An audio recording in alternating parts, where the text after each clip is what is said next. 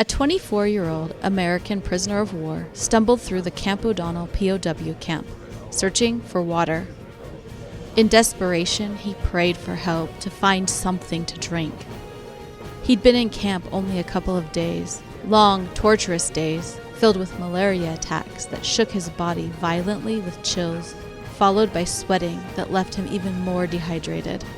He needed water, now. There was a water spigot in camp. He could see it. He could also see the half-mile-long line of POWs waiting to fill their canteens.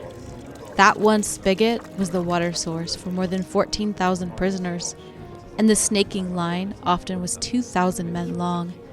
These POWs could wait a good 20 hours for their chance at a drink. The young POWs stood in that line for a good 8 hours, enduring the hot Philippine day. Then, the camp's Japanese authorities shut down the water pump that fed the spigot. The young man walked away, more dehydrated and with less energy than before getting into line. He tried to sleep, but the wooden bunks with no bedding dug into his back and hips, making rest impossible. He begged his bunkmates to share their water. "Please, just a sip. What the hell's the matter with you?" Finally, someone offered him a couple sips from the canteen, but eyed him carefully while warning, "Just a swallow or two, fella." The young POW's malaria worsened, and he fainted in the middle of camp, coming to only to find himself lying face down in dirt with other POWs walking right over him. No compassion for yet another fallen soldier. He crawled to the officers' barracks. The men inside had water. He could hear the clank of canteens. And there was a rumor that the officers had 5-gallon cans of water in there. The young POW rested on the ground, his back against a wall under the officer's window. He yelled with the strength he could muster, "Please, I need water. Can I have a drink?" No answer came. Could they even hear him? The POW passed out, came to, passed out again. He awoke in the late afternoon and waited for dark before dragging his malaria-ridden and dehydrated body back to his barracks. There, finally, he saw a friendly face. "You look awful," that face told him. "I'm sick," the young POW replied.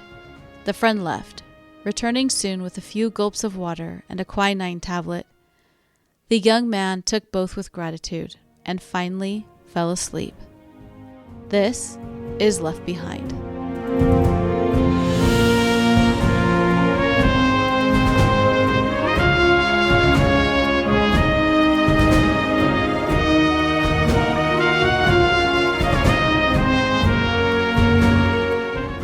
Welcome to Left Behind, a podcast about the people left behind when the U.S. surrendered the Philippines in the early days of World War II. I'm your host and researcher, Anastasia Harmon. My great-grandfather, Al-Massam, was one of the POWs, and his memoir inspired me to tell the stories of his fellow captives. If you appreciate this podcast and believe it's important for people to know this relatively unknown part of World War II history, please consider sharing it with a friend. Word of mouth is the main way people find new podcasts, and by sharing, you're helping to keep these important stories alive. In this episode, we'll enter Camp O'Donnell, which marked the end of the Bataan Death March. It was a run-down former Filipino training camp designed to accommodate 20,000 men. Soon, it would be filled by more than 60,000. While the prisoners had access to more food than on Bataan or on the Death March, the camp didn't have sufficient water or medicine. Diseases ran rampant, and around 11% of the Americans who entered the camp died during the 7 weeks they were there. The Filipino POWs remained at the camp for 9 months, where they lost between 40 and 55% of the men who originally entered. It was a literal hell on earth. I'm highlighting 2 young Air Corps men, Dick Watt and Thenell, and their experiences at O'Donnell. The young POW I highlighted in the opening scene is not one of those men. I decided to start with his experience because it illustrates a few points I'm going to make throughout the episode and offers an interesting comparison with Dick and Norm's experiences. On a completely different note, while researching these two Air Corps men, I discovered geographical connections to both, and I always enjoy discovering that I share connections with the men I research. So, with that, let's jump in. 4 days before Thanksgiving in 1917, on November 25th to be exact, Norman Paul Thenell was born in Dorr, Wisconsin, a county located on a slender peninsula that juts out into Lake Michigan, creating Wisconsin's famed Green Bay. Norm was the fifth of Alfred and Della Thenell's 6 children. By the time young Norman was 2, the family had relocated across Green Bay to Ford River, Michigan, where Father Alfred worked as a farm manager. Both he and his wife were Wisconsin natives with French, Canadian, and German roots. But the westward migration of the Thenell family continued as, by 1930, they had again relocated some 900 miles or 1,450 kilometers to Bennett County, South Dakota, which is on the border with Nebraska. The family owned a farm, which Norman's father and eldest brother worked. By 1935, however, the Thenell family had again relocated, this time to Eugene, Oregon, some 1,400 miles or 2,250 kilometers from their South Dakota farm. In June 1937, 19-year-old Norm graduated from Eugene St. Mary's High School. The local newspaper touted the large graduating class and featured school photos of all 20 graduates, including Norm. I've put that article on Instagram and Facebook. The links are in the show description. In the late 1930s, Norm and his family moved about 100 miles or 160 kilometers north to a small farming town about 35 miles southwest of Portland, Oregon. It's a beautiful green farming region, which I traveled through many times on my way to the Oregon coast several years ago when I lived in the Portland metro area. Norm attended a couple years of college, and then, in April 1940, he enlisted in the U.S. Army and became an Air Corpsman. 4 months later, so August 1940, Norman's father, Alfred, passed away from a blood clot near his heart. And within a couple years, Norm's mother had moved south again to Eugene. By 1941, Norm, an oval-faced young man with a high forehead, pointed chin, and slightly mischievous smile, found himself stationed at an Air Corps base in Albuquerque, New Mexico. A friend later described Norm as a delightful person who was eager to serve the people he worked with, but at the same time, not the most technically competent person.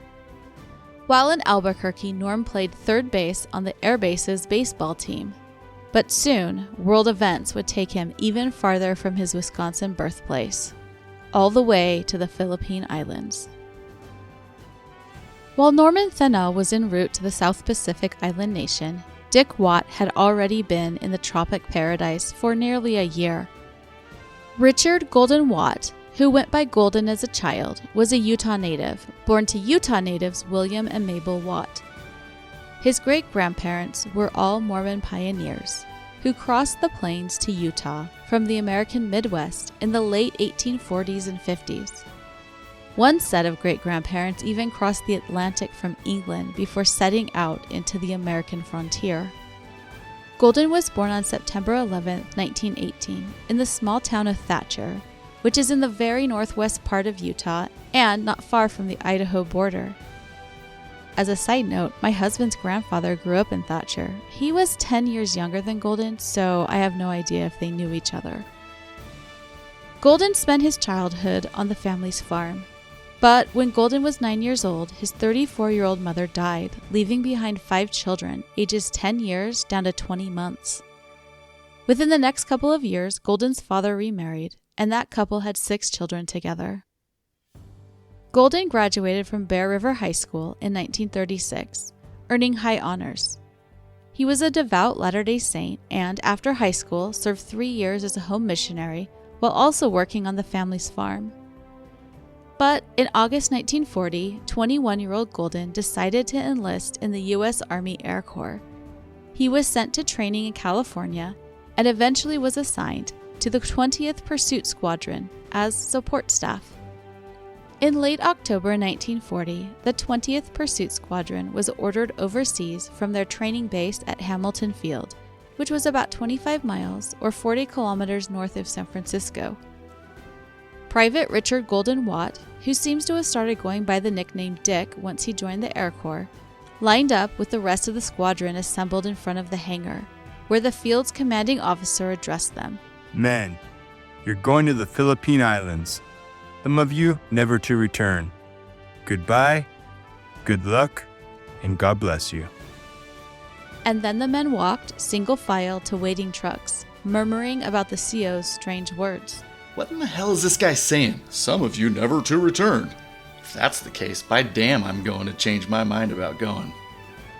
Sadly, within a year, the 20th would understand the CO's words all too well. On November 1st, 1940, Dick Watt boarded a ship in San Francisco with the rest of the 20th. He was now 22 years old with an oval face, slightly chubby cheeks, and brown hair that had a somewhat unruly curl in the very front. He was away from home for the first time and ready to experience the world. En route to the Philippines, the ship stopped in Honolulu and Shanghai, and the young Air Corps men were having the time of their lives on what they came to call their, quote, floating funhouse, close quote. Especially after female passengers boarded the ship in Shanghai, and the Air Corps men now had dance partners and dates. Although, from what I've read, Dick didn't have much experience recommending himself to the ladies. The ship reached Manila on Thanksgiving Day 1940, and Dick Watt had his first glimpse of the Pearl of the Orient. That's a nickname for Manila back then. His unit was first stationed at Nichols Field, just outside of the city. At some point, and I'm not quite certain when this happened, he earned the rank of staff sergeant and became the squadron's clerk. Dick became friends with Gene Jacobson, a fellow Utahn who likely shared the same Latter-day Saint faith as Dick. When off duty, Dick, Gene, and the other Air Corps men enjoyed time in Manila. But Manila was a far cry from the farms of northern Utah or even the streets of Salt Lake City, and the two young, rather sheltered men found themselves in unmarked territory. After eating lunch one day in a Manila restaurant, their waiter suggested that they check out the Golden Gate Bar, and luckily he had a taxi waiting just outside to take them there. Obviously, the restaurant, taxi driver, and bar had some kind of arrangement. At the bar, the boys ordered drinks, and each man soon had his drink delivered by a personal, attractive, scantily clad woman. "I want to leave right now," Dick whispered to Gene. But Gene, suffering from a little FOMO, wanted to see if anything interesting would happen. And it did. When one of our group and his lady friend began playing keep away with the prophylactic, I agreed with Dick we should leave. He was basically shaking with fear, and I was plenty nervous. It was clear we knew we shouldn't be in that place. Both of us grew up in a culture where such behavior was totally unacceptable. We concluded the shaking was a message to us that we were in the wrong place and had better make a hasty exit. That quote was from Gene Jacobson, who wrote a memoir of his time as a POW. He'll pop up several times in this episode. Also, to keep this episode as PG as possible, I'll let you look up what prophylactics are, if you haven't heard that term before. In summer 1941, the 20th Pursuit Squadron moved to Clark Field, about 60 miles or 96 kilometers north of Manila. They remained there until the start of the war, which happened when Japanese aircraft attacked Clark Field on December 8, 1941. Also at Clark Field that day was Staff Sergeant Norman Thenell from Oregon, who was with the 19th Bombardment Group. He was a supply clerk for the Materials Squadron for the airfield's B-17 Bomber Group. Staff Sergeants Dick Watt and Norm Thenell retreated with what remained of their groups to the very south of Bataan Peninsula, to the town of Mariveles. The U.S. aircraft fleet was all but destroyed, and the Air Corps men joined infantry units on Bataan. Norm sent a cable to his mother the day after Christmas, 1941. He told her, "Safe and well, Mom. Don't worry." But safe and well wouldn't be Norm and Dick's status for very long. When the peninsula fell on April 9, 1942, after 3 months of battle, Dick Watt became a prisoner of war, and they endured the looting by Japanese soldiers that most every POW seems to have encountered. Dick urgently attempted to keep his glasses. That attempt resulted in a severe beating. He and his comrades were then taken to the unfinished Mariveles airstrip, where they sat for 3 days in the scorching hot sun without food or water. The Japanese officials said they were waiting for trucks to transport them out of the battle zone. You see, despite the surrender of Bataan, Allied forces on Corregidor Island, just 2 miles away from Mariveles, had not. And the island's artillery was constantly barraging southern Bataan. When Dick's group finally started marching across the southern part of the peninsula toward the eastern road, they got a first-hand taste of the accuracy of those Corregidor guns. The Japanese guards hurried the marching prisoners along, wanting to get out of the impact zone as quickly as possible. Still, shells hit the groups of prisoners, leaving many dead and as many wounded. Able-bodied men tried to carry their wounded fellows, but after a while, the wounded had to be abandoned. They were likely then killed by the guards. Some of the marchers began to resent the Americans on Corregidor as much as they did the Japanese. From Mariveles, Dick Watt marched about 70 miles or 110 kilometers to the town of San Fernando. He and his fellow prisoners were crowded into thatch huts where the guards gave them a canteen cup full of cooked rice and water. It was likely more food than they'd eaten during the entire march. Dick and the rest of the group remained in that hut for 2 more days, without any more food or water. On the 3rd day, the Japanese guards marched the men through the town of San Fernando to the railroad station. Filipino civilians cautiously waved at the passing prisoners and flashed them the V for victory sign. They also attempted to slip food to the prisoners when the guards weren't looking. At the rail station, they were stuffed into World War I-era wooden and metal boxcars that were about 20 feet long and 7 feet high inside, and designed to carry 40 men. The Japanese pushed 100 men into each boxcar, then closed the doors. The men were bunched so closely together that there was no chance for sitting down. The air was thick and stifling. The average high temperature in this area during April is 92 degrees Fahrenheit with high humidity. Inside the boxcar, the conditions were even worse. Some men began panicking, screaming and begging the guards to let them out. The Japanese guards banged on the sides of the roof, yelling at the POWs to shut up! A survivor later wrote, "The train consisted of 6 or 7 World War I-era boxcars. They packed us in the cars like sardines, so tight you couldn't sit down. Then they shut the door. If you passed out, you couldn't fall down. If someone had to go to the toilet, you went right there, where you were. It was close to summer and the weather was hot and humid, hotter than Billy Blazes. We were on the train from early morning to late afternoon without getting out. People died in the railroad cars." It took a while to load the entire train. Finally, after at least an interminable hour baking in the hot sun at the station, the train finally started its very slow 3-hour journey 22 miles north to the town of Coppice. The stifling heat, stench, and rancid air only increased during the ride. Soon everyone stood in human waste. Men in the middle clawed and punched, trying to make their way to the boxcar sides, where they could attempt to get some air through sidewall cracks. At Coppice, Watt, Thenell, and the other POWs exited the boxcars. Only then did they realize that several men had died from dehydration and suffocation, and had remained in a standing position, their deaths unnoticed, due to the tightly pressed together mass of men.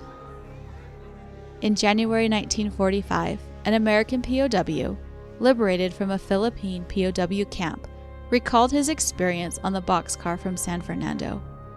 Here's the original audio of that interview. What did you consider to be the worst feature of the whole 3-day march? Well, it just seems many of my friends that couldn't make it. When they couldn't make it, they were killed. And if you fell out, tried to help any of them, you received the same treatment they feel. That's many of them got away with it. Now, did the march last 3 days, and then you were loaded in the boxcars and taken to McDonald's? And can you tell us a little bit about that trip? How heavily did you pack in the cars? Well, there were 100 men to each of these little boxcars. Of course, there's trains over here, and the full stateside. Not street riders. And We packed pretty close in there, put us down, and locked the door on us, of course, so we couldn't get out. How long were you in that car that way? Well, let's see, we got on the train about 1 o'clock, I believe, something like that, and got off about 5:30, I believe. Pretty well packed in there. 100 men in a little boxcar like this. Hardly standing room, right? No, there wasn't. 2 or 3 men passed out, and no place to fall. No place to fall, so they couldn't pass out. That's right. Did they unload you out of Dartmouth? No, it was a town called Tarlac, and it's 7 kilometers, I believe, there on in camp. You walked on in the camp, and then what happened after that?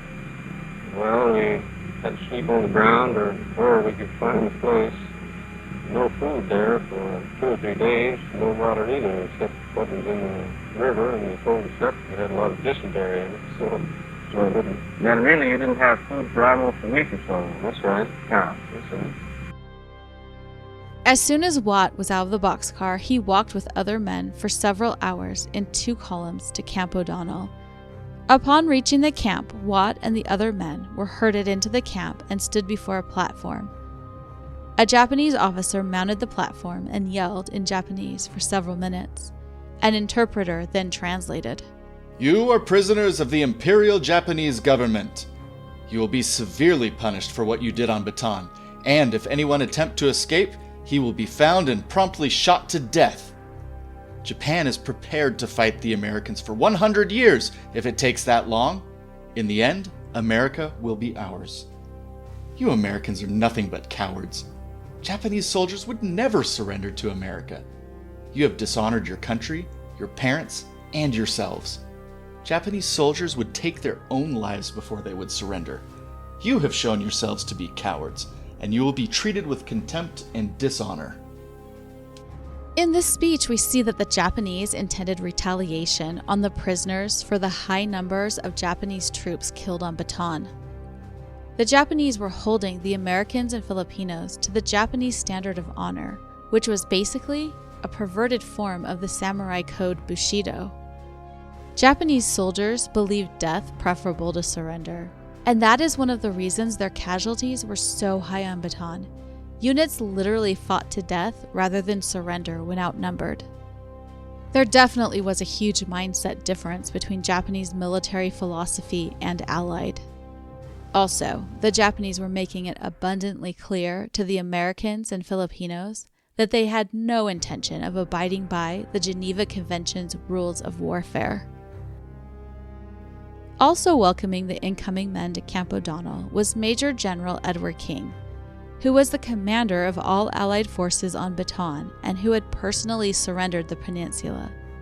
Japanese officials had appointed General King the American prison commander. He was responsible for camp maintenance and for the American prisoners' behavior.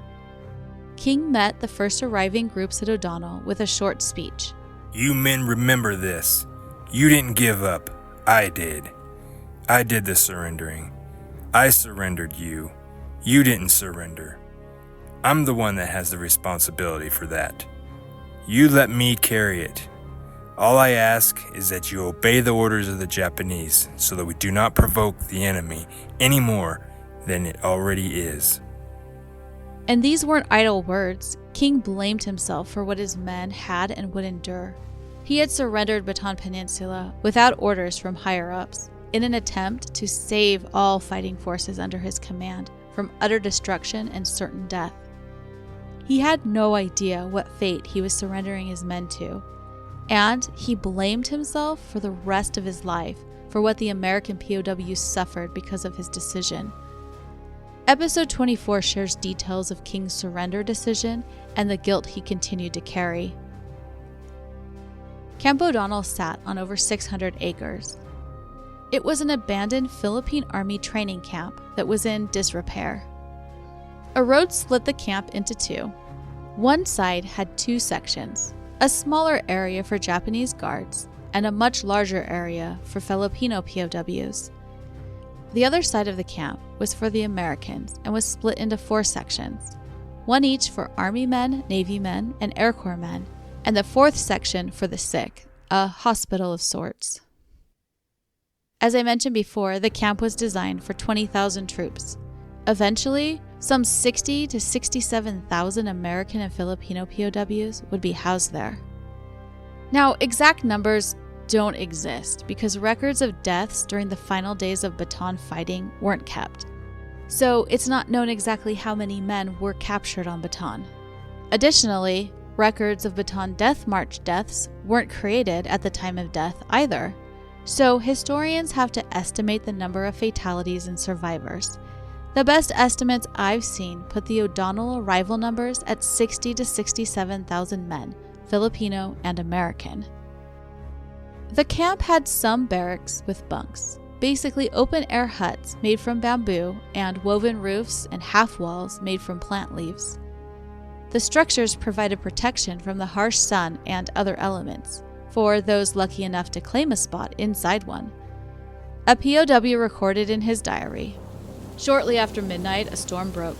The rain came down in sheets. The men who were able ran into the various barracks, while the rest just laid on the ground. Each time the wind died down, you could hear the men coughing and moaning." Once they arrived in camp, Watt and the other exhausted POWs slept, stretching out in any spot they could find in the open ground of their assigned camp section. The next day, Watt found his two best friends, Norm Thenell and Gene Jacobson. Gene later wrote, "The three of us entered into a solemn agreement that we would make every effort to stay together and would help each other as much as we possibly could. This agreement, and the fact we were together as friends, helped to give us the reassurance we needed at that particular time." The threesome found a small area they claimed as their own. It was on the ground, underneath an abandoned building. They had no mats to sleep on, but they felt their area was a luxury with room enough to stretch out and sleep. And they finally had food. Regular meals with enough food to almost satisfy them. It was monotonous fare, rice and eggplant twice a day with a watery rice soup for breakfast. But it filled their stomachs and gave them strength. Their cooking water came from a nearby polluted stream, which POW work details collected water from every day. Drinking water was harder to come by. The camp had 1 or 2 water spigots. A long line of POWs waiting to fill canteens from the spigot was present all day and night. The line would often be a half-mile long, snaking around the camp as a good 2,000 POWs waited up to 20 hours for a drink of water. Some men died of exhaustion or exposure while waiting in that line. And sometimes the Japanese would turn off the water pump that supplied water to the spigot in an effort to save on fuel that ran the water pump. An army medic described watching the men in that line. They stood there looking at the ground, shuffling their feet. None of them talked. Out of their blank eyes came a stare of detachment, of receding within themselves, trying desperately not to be part of all that was around them. Around camp, men faded from malaria, dehydration, and other maladies, only for other POWs to walk over around them, basically disregarding any others in need. The situation at O'Donnell quickly became every man for himself survival, as was illustrated at the very beginning of the episode. Most men in camp were sick, at least in some way. Many had scurvy, which made their gums recede, their teeth loosen, and their noses bleed. Malaria, dysentery, and other infectious tropical diseases ran rampant. Medicine was scarce. Many men were too sick and weak to obtain food and water on their own. Which is why strong groupings, like that of Norm, Dick, and Gene, were so vital for survival. In groupings, one man could wait in that long water line for hours with his fellows' canteens, fill them all, and let another man wait in line the next time. Thus, each man had fewer 20-hour line waits, and sick friends could be helped. One day, about 2 weeks into their Camp O'Donnell stay, Dick, Norm, and Gene were assigned to the daily rice work detail. The able-bodied prisoners at camp were assigned to daily tasks that kept the camp running. Rice detail was a favorite because it could offer the POWs the opportunity to obtain extra food. The 3 men boarded different trucks, which took them back to the town of Coppice. They then hauled 110-pound or 50-kilo bags of rice from warehouses and loaded them onto boxcars or trucks. the trucks took rice back to camp. The boxcars distributed rice to Japanese troops throughout the island and elsewhere. The POWs were all too weak to pick up a bag alone, so 2 prisoners would boost the heavy bag onto another POW's back. If the bag was unbalanced, the POW could fall, the bag landing on top of him. Japanese guards would then sometimes kick the fallen man as he struggled to his feet. At noon, Norm gathered with Dick and Jean to eat their midday rice and eggplant. As they sat, a Filipino woman offered Jean a bottle of ketchup, and another gave Norm a can of corned beef. This was exactly why they had wanted to come haul rice, gifts from the Filipino civilians, and extra food. That night, the 3 men ate the entire can of corned beef, topped with ketchup. But not all of the ketchup. That was a commodity to be used sparingly to help ease the monotony of the daily rice and eggplant dish. Jean recalled, "We ate all of the corned beef, but limited ourselves on the ketchup, thinking of future meals. The meal wasn't as good as hamburgers smothered in onions, pickles, ketchup, and mustard, but it wasn't bad after just rice and eggplant. We weren't experiencing any hunger pains right then, that's for sure." I smile a bit at the Americanness of a good old-fashioned hamburger. Some things never change. A couple days later, Dick remained at camp with a bad cold, while Jean went on rice detail. Norm was picked for guard duty. Low barbed wire fences surrounded the camp. They weren't meant to keep POWs from escaping, rather just to mark the boundaries. Guard towers dotted the camp perimeter, but the Japanese especially relied on American officers to guard the camp, under threat of death. In turn, the American officers assigned enlisted men to walk the camp's inside perimeter. If anyone escaped on their watch, the enlisted men were told, the man on guard duty would be shot. The American officers further told all the American POWs not to escape, because the Japanese guards would retaliate against the men remaining in camp.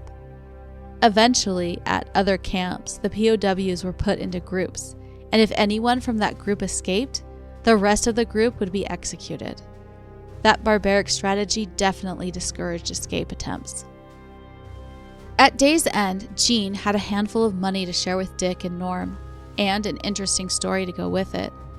Sometimes rice detail meant staying at camp to unload trucks full of rice. That day, Jean and 20 other POWs were assigned that part of the work detail.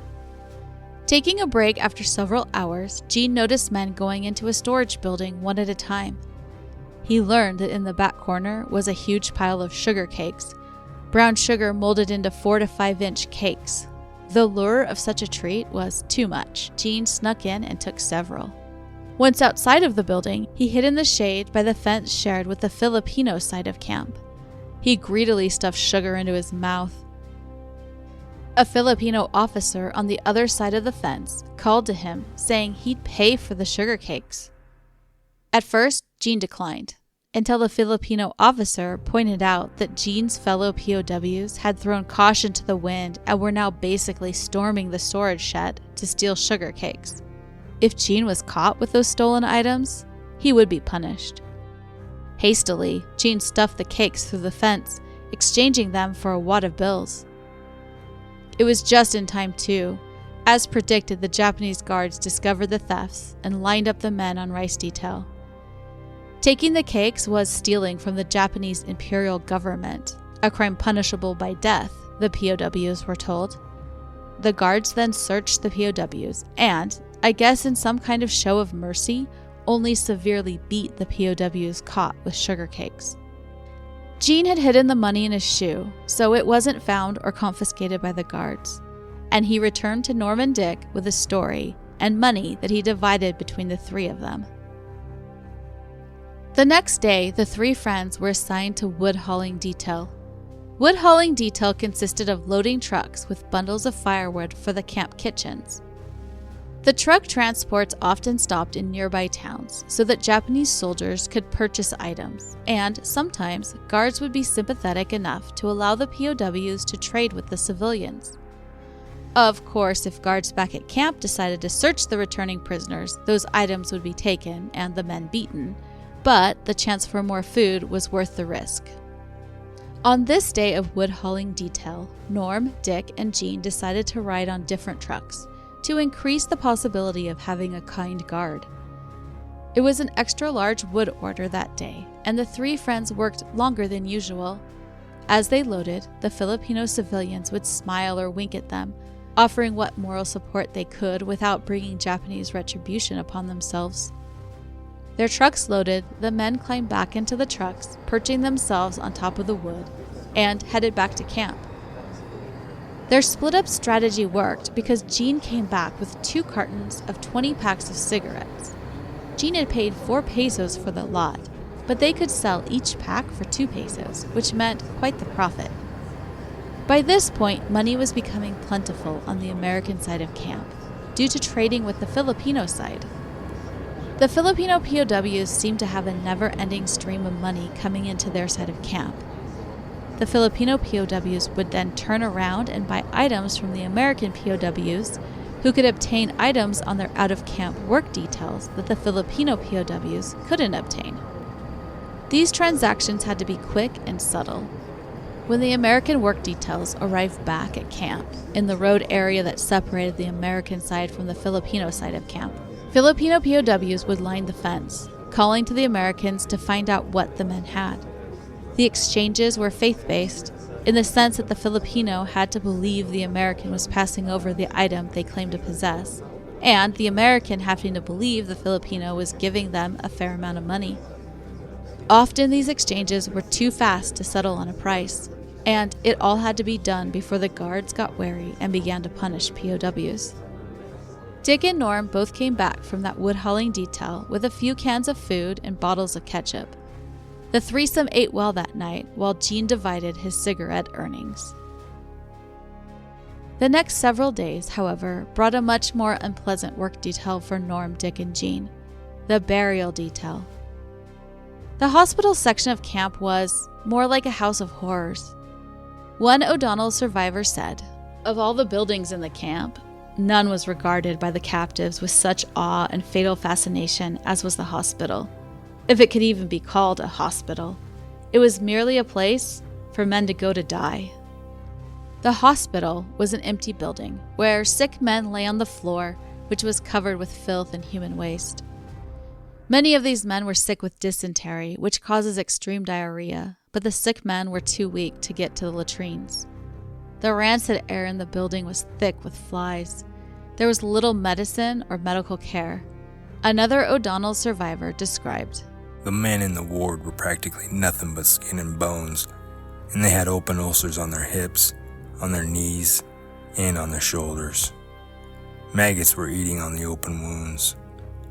There were blowflies by the millions. Men were unable to get off the floor and go to the latrine, and their bowels moved as they lay there." The POWs took to calling the hospital the Zero Ward, because once a man was placed in the hospital, there was pretty much zero chance of survival. The men in the hospital, however, were spared the presence of Japanese guards, who avoided the place like the plague. Some POWs waited like vultures to claim dead men's belongings. Burial detail was not a sought-after work detail, although many men did volunteer because they wanted to bury their friends. The group of men would go out in the morning and dig a large rectangular hole, about 20 feet long and 6 feet wide and 3 or 4 feet deep, in the hard ground. It was back-breaking work for the already weakened men, and digging was slow. On occasion, members of the burial detail dropped dead from exhaustion. In mid-afternoon, they stopped digging. The men would shoulder litters made from doors or shutters or blankets and go to the hospital building. Then, hesitantly, went inside to find the dead. The sick men and the dead men lay so close together on the floor, which was covered in human waste, vomit, and blood, that there was little room for the burial detail to walk. And finding dead men was sometimes difficult. Many sick men were so near death that they already appeared dead. Eventually, the open space under the hospital building became a type of morgue. Sometimes bodies would wait there days before being buried, and sometimes dead men waited days before being taken to the morgue. By the time some bodies were buried, they were already decomposing. An army medic described them as, quote, yellow balloon-like forms, close quote. The burial detail men stacked the bodies on litters, all the while worried about contracting the diseases themselves. Then the POWs lifted the litters again onto their shoulders and stumbled back to the hole they dug earlier. The dead bodies were piled into the grave. An American graves registration officer recorded where each body was placed. When the rainy season began in May, the water table rose, and the holes would fill with watery mud before the bodies could be buried. Some bodies had to be weighed down with rocks to keep them from floating up before being covered with dirt. The burial details couldn't keep up with the death rate. Approximately 1,500 American men died at O'Donnell. That's close to 40 men per day, although the death rates were higher at the end of May than they were when the POWs first arrived at camp in mid-April. On the Filipino side of camp, things were much worse. Some reports claim that upwards of 400 Filipinos died each day, at least through midsummer 1942, when medical personnel were brought in to improve the situation. In all, more than 22,000 Filipinos died at O'Donnell. Witnessing this death and dying and the constant beatings for minor infractions angered the POWs. Gene Jacobson wrote, "There were times when we were angrier at the American politicians for permitting this terrible tragedy to happen than we were at the Japanese for not providing help to those who were so sick and needed it desperately. We wished we could have taken pictures of the Death March and the subsequent conditions in Camp O'Donnell to show the Americans back home. There were times when those responsible at home for allowing these horrible tragedies were perceived as the greater criminals. No government, and especially not ours, should have ever forfeited the lives of thousands of soldiers. Theirs was a crime committed against us and against our families at home. We felt we had served our country as well as we possibly could have under the conditions imposed upon us by those in authority in the United States. While we prayed that the Japanese who so horribly mistreated us would be made to pay, I included in my prayers a request for an accounting by those in our government who had, in effect, turned us over to the Japanese to do with as they pleased." It angers and sickens me too. I often say wars are started with old men's words and paid for with young men's blood. This situation is a perfect example. And here's a couple things to add to that anger. The news of the Bataan Death March was not known to the American public until January 1945, when the first Death March survivors were liberated and started telling the story to reporters. There was outrage in the United States. But the U.S. government knew about the Death March as early as September 1943, about 16 months after it had occurred. A Death March survivor successfully escaped a POW camp and was somehow rescued by a U.S. submarine. This man told his story, but the government never released it. You see, the U.S. leaders had a Europe First strategy. They focused the majority of their resources on ending the war in Europe, and then they would turn their full attention to the Pacific. This is partially why reinforcements were not sent to the men battling on Bataan. So, in fall 1943, with the war still raging in Europe, U.S. leadership, going up to the president himself, who declared the POW's report top secret, smothered the Death March story, not wanting the general U.S. population's outrage to turn attention away from Europe. So yeah, the abandonment that Dick Watt, Norm Thenell, and Gene Jacobson felt was even worse than they knew. By now, roughly 6 weeks into their stay at O'Donnell, Dick, Norm, and Gene were filthy from dirt and sweat, with matted hair and beards. They hadn't bathed since Bataan's fall nearly 2 months previous. Their clothing became increasingly tattered and threadbare from their work details. Sickness now ran rampant, and any man able to stand on his feet was required to go on the work details. One day around this time, Norm and Dick were assigned to outside camp work details, while Gene stayed back on guard duty. When the two friends returned, Gene was gone. He was nowhere to be found in camp, and they soon learned that while they were gone, Japanese guards rounded up 300 men for a special work detail. The prisoners, including Gene, had been loaded onto trucks, and headed south for locations unknown. Gene had left word saying he'd probably see Norm and Dick very soon, but they never saw their friend again. And soon, the two friends would no longer be at O'Donnell themselves. On June 6, 1942, after about 6 to 7 weeks at Camp O'Donnell, the American POWs were transferred to the Cabanatuan POW camps, where they were united with the American POWs captured on Corregidor Island. The Filipino POWs remained at Camp O'Donnell. Disease and death followed the men to Cabanatuan, which had been opened with the arrival of the Corregidor POWs barely a week before the Death March survivors arrived. This new camp wouldn't see a death-free day until December 1942. Sadly, Staff Sergeant Dick Watt was among those men. He contracted dysentery at Cabanatuan and died on October 12, 1942, about 5 months after arriving. He was 24 years old. And other than his death date, I don't have any information about his time at this camp. With Dick's passing, Norm Thenell was the last member of the threesome from O'Donnell. He would remain at Cabanatuan for 2 more years. In August 1943, his mother received a form letter from him, stating that he was at Prisoner Camp No. 1, was in good health, uninjured, and sent his regards. These letters were basically fill-in-the-blank telegraph messages that were highly censored by the Japanese. His mother Della believed her son was in Taiwan. A newspaper article reported, Mrs. Thenell believes the prison camp No. 1 to be on the island of Formosa because of a radio announcement heard by a friend, which said 125 U.S. soldiers, prisoners of war, were being moved from the Philippines to Formosa, listing her son as one of the 10 Oregon men in this group. But that report was incorrect, as Norm remained at Cabanatuan in the Philippines for another year. Then, on October 1, 1944, Norm was loaded onto a transport ship called the Hokusen. It was a hell ship. Jack Aldrich was also on board this ship, and you can find his description of the ship conditions in episode 29. One survivor of that hell ship described, On October 1, 1944, we boarded a small steamer at Manila. Approximately 600 men were placed in each hold, which was about 50 by 40 feet with coal at the bottom.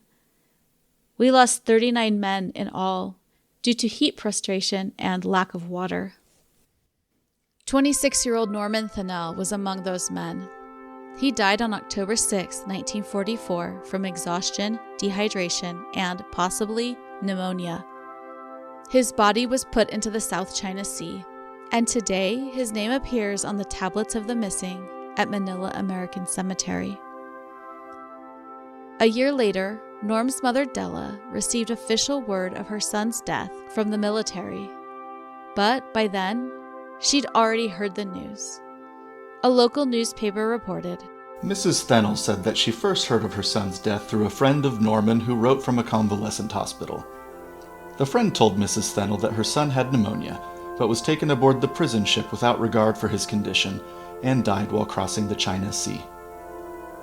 A couple months after receiving the death notification, Della received her son's final letter, written at least 16 months earlier. Norm said he was in good health and reported receiving his mother's package. He concluded the letter, Hoping all are well, and love to all. God be with us till we meet again. Back in December 1942, so 2 months after Dick Watt had passed away, his family received official word from the U.S. Army that he had been captured and was now a prisoner of the Japanese in the Philippine Islands. It was the first news they'd had about him, since his last letter home had reached them in April 1942. On July 4, 1943, another telegram arrived at the Watt home, this one bearing the unbearable news of Dick's death at the Cabanatuan prisoner of war camp in the Philippines.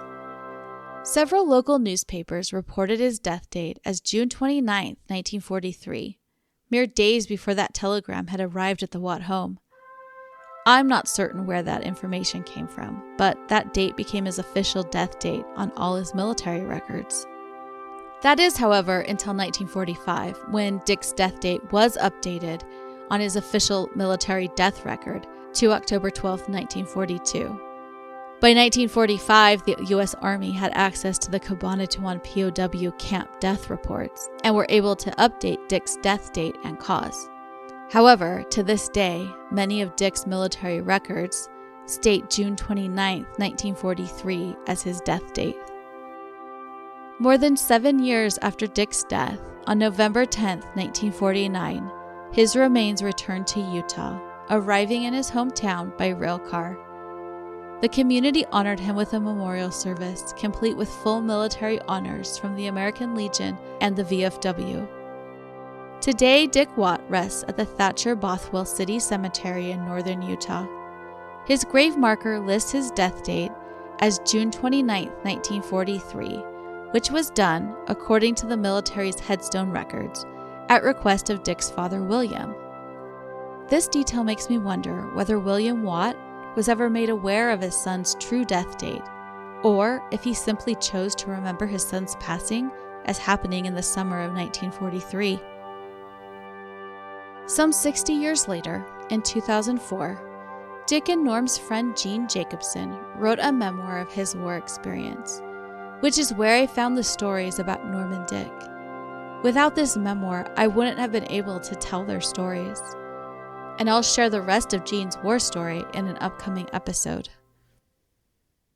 While Dick Watt and Norm Thenell were struggling through the Death March and Camp O'Donnell, more than 12,000 Filipino and American servicemen were under siege on the island fortress of Corregidor, the last bastion of freedom remaining in the Philippines. More on that next time. This is Left Behind.